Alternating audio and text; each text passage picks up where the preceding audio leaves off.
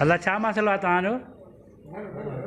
मसलो इहो आहे त जेको आहे असांजी सैलरी में जेको आहे कटौती कयो थो वञे 23,000 तनख़्वाह 23 ॾींहंनि मां मूंखे 10,000 जेको आहे बाक़ी पघार कटे छॾियो। क्लार्कनि जो जेको आहे 34,000 तनख़्वाह उन्हनि मां हिननि खे 15,000 ॾिनो वञे। असांजो मुतालो इहो आहे त असांजी पघार फुल कई वञे। केरु थो कटे पघार?